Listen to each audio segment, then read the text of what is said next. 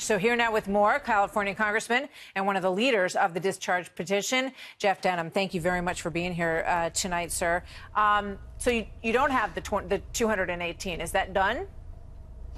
We have till 9:30 tonight. We're keeping the House open. We may keep it open till midnight, but ultimately tonight is our deadline to meet the June 25th deadline. Now, there are still Mondays left where we could bring this up, but our goal has been to empower the Speaker, not only with the rule that I initially authored, but by the discharge to give him the leverage to actually get what the President's asking for. Not only the two pillars, which I support, border security and a permanent fix for Dreamers, but a four-pillar solution.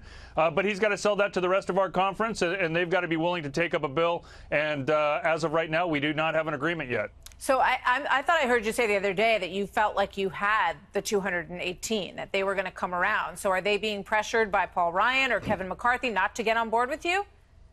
We have members standing by in the House waiting to sign, depending on what happens ultimately with the Freedom Caucus and whether or not they're going to support President Trump and his four pillars.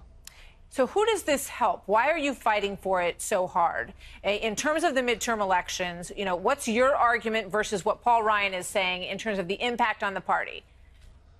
Look, I believe we've got to have a solution here. That not only do we need a certainty for Dreamers, the President gave us our first official deadline on immigration. That was March 5th, and we've done nothing on the issue. So I think that we've got to have certainty for Dreamers, but that also means we've got to have border security as well. And the President has talked about his four pillars. Our conference has talked about it.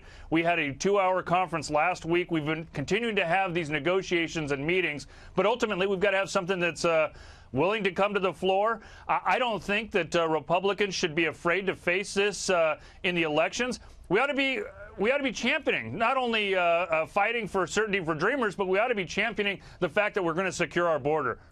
What about Paul Ryan, and what about the charge that this is to embarrass him, to humiliate him as the leader by going around his back? It's not going around his back. I talk to the Speaker almost every day, and we've continued to empower the Speaker to bring this up, to let him know when people are signing and how many people are signing each day. But ultimately, the Speaker has always known that this is our deadline to, you know, the Speaker's going to have to work with the rest of our conference to find enough support for the President's own policies. Jeff Denham of California, thank you very much, sir. Good to see you tonight.